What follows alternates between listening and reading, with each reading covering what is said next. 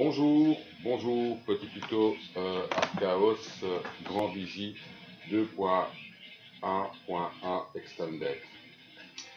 Comme vous voyez ici, l'icône Open Video Mapper apparaît. En fait, elle apparaît lorsque vous choisissez dans vos préférences, vous choisissez ici dans le display, dans les préférences, le Video Mapper Mode. Instant Mode, c'est le mode normal, sans le Video Mapper. Voilà. Je clique Cancel. Et là, je vais ouvrir mon Video Mapper.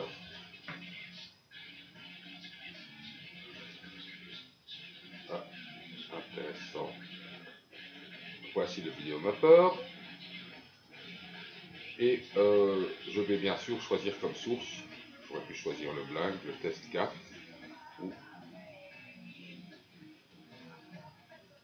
Ou celle-là, ou celle-là, ou celle-là. Comme source, je choisis Grand Vigie. Voilà. Et maintenant, donc j'ai toutes mes surfaces qui sont mappées, qui ne ressemblent évidemment pas à ce que j'ai sur mon projecteur vidéo, mais je n'ai pas de webcam pour le moment. Donc pour voir vraiment ce qui se passe, on peut choisir le checker, qui est pas mal, qui permet d'avoir déjà une idée même quand on n'a pas d'image. Ou vous choisissez les tests, les systèmes de test cartes qui sont pas mal non plus, qui permettent de voir vos surfaces et de voir comment c'est displayé. Voilà. Si je prends par exemple, je vais enlever le checker, si je prends une surface ouverte, par exemple le cube du dessus, ici, et je vais dans le crop panel, le crop panel me permettra de changer ici la direction du texte. Ça peut être intéressant lorsque vous projetez des gobos. Voilà. Donc on revient, ici on a bouton recette bien pratique. On a aussi, quand on n'est pas content du résultat, on a un undo qui est la combinaison de touches habituelle que vous connaissez, CTRL Z, ou ici vous avez dans l'edit CTRL Z, CTRL yes, redo ou undo. Je vais, pour une question de commodité, mettre ceci à droite et ceci à gauche. Voilà. Hop. Comme ça, on voit l'interactivité entre les deux. Je reviens à ma source ici. Donc vous voyez bien ici mes sources sont bien là et il y a bien une interactivité entre les deux logiciels. Je vais revenir un peu vers le vidéo mapper. Donc ici on a créé un mapping. Je peux en créer un nouveau afin de vous montrer un peu ma façon de travailler. New. Donc ici j'ai carrément quelque chose de vierge. Moi personnellement ce que je fais, c'est faire un plan d'éclairage avec Capture Argo, ceux qui connaissent. Et donc je prends par exemple, je fais ma salle. Là j'ai ma salle pour faire mon projet. Et là, je peux commencer à rentrer dans mon mapping setup et rajouter des formes. Que je vais par exemple ici, je rajoute un petit carré qui est là. Et là, je peux commencer à travailler. Alors vous allez me dire, mais comment je fais, comment je vais faire. Et en fait, je vais ici à droite et j'édite la grille. Vous avez vu là, j'ai des petites touches qui sont arrivées. Des petits dots qui sont arrivés. Et ça va me permettre de draguer et dropper sur ma surface que je veux mapper.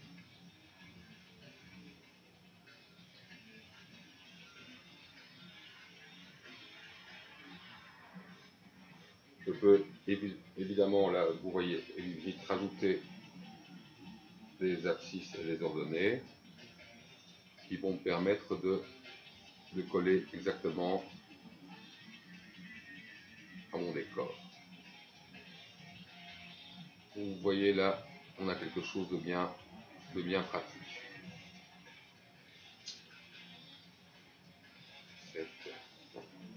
Et évidemment, j'ai toujours la possibilité d'actionner mon checker. Même si je n'avais pas d'image, je vais passer ici sur... j'enlève cette image là, hop, je la retire. Même si je n'avais pas d'image, j'ai toujours mon checker qui me permet de faire avec des petits carrés et de voir à quoi correspond un peu mon image. Là, je rajoute encore des choses pour être vraiment beaucoup plus précis.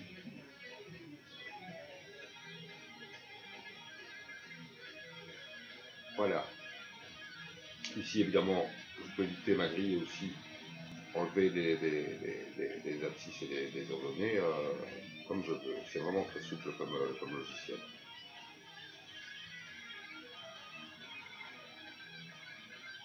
Mais il faut savoir que si j'enlève les points que j'avais mis, je perds ici mes données. Donc, moi, ce que je conseille, c'est de garder la grille. Ici, nous sommes en linéaire. J'aurais pu très bien passer en modèle courbe. Ici, j'avais curved aussi. Donc, il nous permet, comme vous voyez, l'interaction est différente. Regardez ici l'information que j'ai. Et si je suis en ligne, c'est beaucoup plus pointu. C'est moins onctueux. Comme vous remarquez ici, je n'ai pas l'outil pour faire des cercles, donc il faut que je me débrouille. Donc je vais rajouter une surface ici. Et ce qui est intéressant, comme j'ai placé mon fond d'écran là, je vais aller me coller sur ma sphère.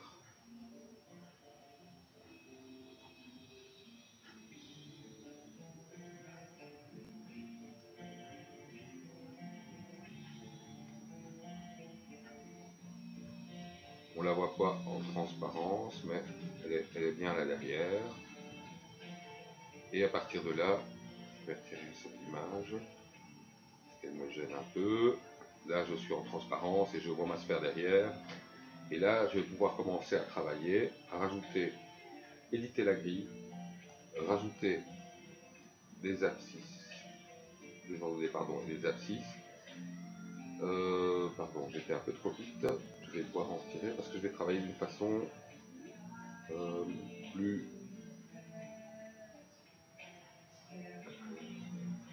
décomposée. C'est-à-dire, je commence par ceci, à la grosse touche, et puis seulement à ce moment-là, je rajoute pour, comme vous voyez ici, pouvoir ajuster ma sphère au mieux. C'est un peu fastidieux, mais en attendant, ça rend bien des services.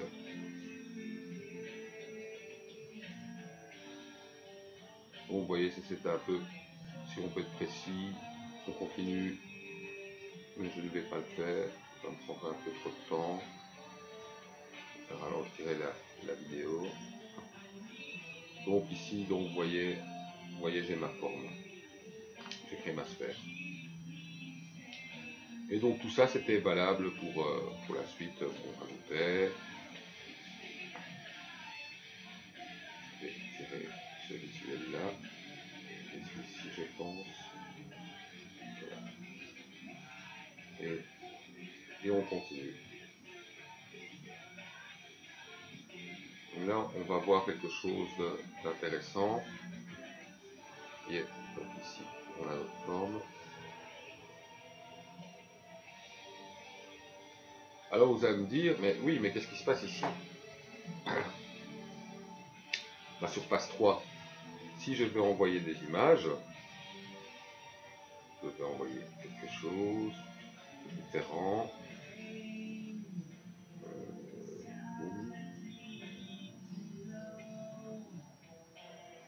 Donc vous voyez, ma surface 2, où se trouve-t-elle? Bah, elle est toujours là.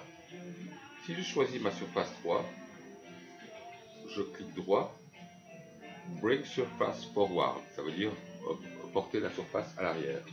Donc je fais ceci, oh, bah, il se passe toujours rien. Donc en fait, il faudrait que je la drague et drop jusque là. Et vous voyez, ça c'est l'ordre. Là, ce qui est là, c'est ce qu'il y a tout à fait derrière. Et après, ceci, c'est ce qu'il y a devant. Ma sphère ici, si je la mets là, bah, je la vois plus. Si je la mets ici, je la vois. Donc ça c'est l'ordre, c'est important de respecter, enfin d'agencer ça comme vous le voulez, mais vous l'agencez. Je vais retirer le checker pour voir un peu l'image et je vais choisir une autre image un peu plus complexe. Je dois faire ceci.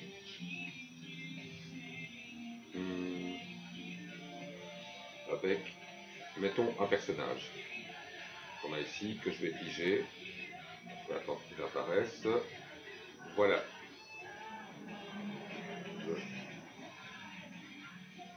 Je vais pas peut-être prendre un logo. Voilà, je prends ce logo-ci. Donc, vous voyez, ici, j'ai un logo.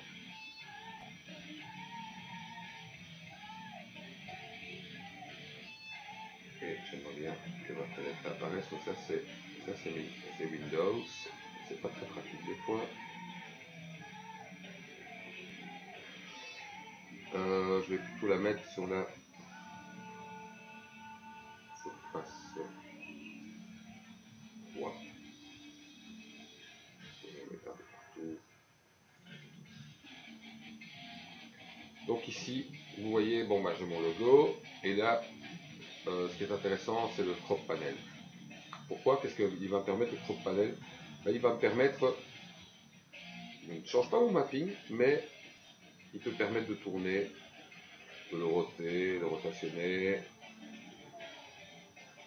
Vraiment bien centrer mon image, éventuellement l'étendre, la diminuer. Mais attention à ceci, ça c'est une remarque, vous voyez ici, j'ai réussi à faire une sphère. Si je décoche malheureusement la grille, pouf, ça redevient un carré. Donc, CTRL Z, on revient. L'outil crop panel, il permet aussi des trucs intéressants, du style de prendre l'objet et de dire tiens, je voudrais que ce logo là par exemple. Donc qu'est-ce que je ferais? Je réduirais, pardon,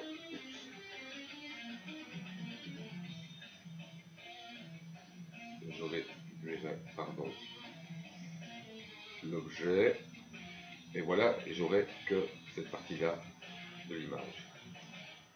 Ça peut être intéressant.